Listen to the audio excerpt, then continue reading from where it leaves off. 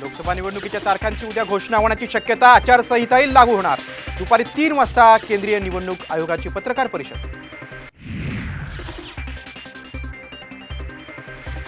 कोणत्या कंपनीने कोणत्या पक्षाला किती निधी दिला याची माहिती जाहीर करा। सुप्रीम कोर्टाने पुन्हा स्टेट बँकेला खडसावलं।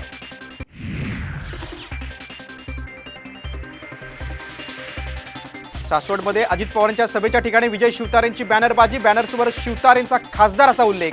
तर दौंडचा दौरा अर्धवट सोडून शिवतारे दीपक केसरकरांच्या भेटीसाठी पुण्याकडे रवाना।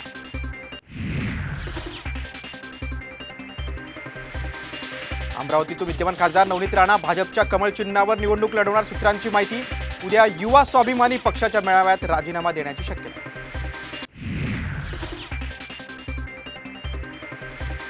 जयंत पाटील हे फडणवीसांसह अनेकांच्या संपर्कात। मंत्री छगन भुजबळांचा दावा। तर येत्या सोमवारी मोठे राजकीय भूकंप होणार। आमदार शिरसाटांचं सूचक वक्तव्य।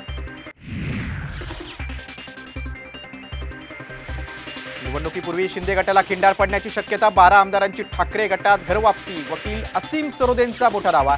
तर सरोदेंच्या पोपटपंचीला काही अर्थ नाही। आमदार संजय शिरसाटांची टीका।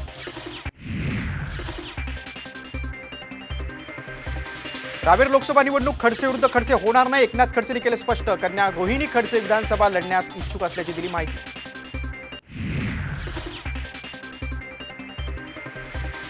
संभाजीनगरच्या जागेवरून ठाकरे गटात वादाची चिन्ह। चंद्रकांत खैरेंची उमेदवारी निश्चित होत असताना अंबादास दानवेंनी व्यक्त केली लढण्याची इच्छा।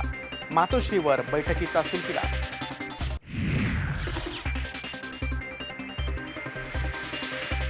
राहुल गांधींची भारत जोडो न्याय यात्रा भिवंडीत। काँग्रेस कार्यकर्त्यांकडून जोरदार स्वागत। तर यंत्रणांवर दबाव टाकत भाजपनं वसुली केल्याची टीका।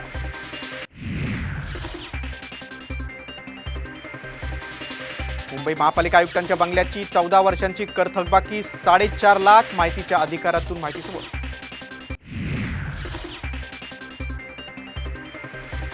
पंढरपूरचं विठ्ठल मंदिर 1.5 महिना राहणार बंद। गाभाऱ्यातील ग्रॅनाइट फरशी काढण्यात येणार। सकाळी 5 ते दुपारी 11 वाजेपर्यंतच घेता येणार मुखदर्शन।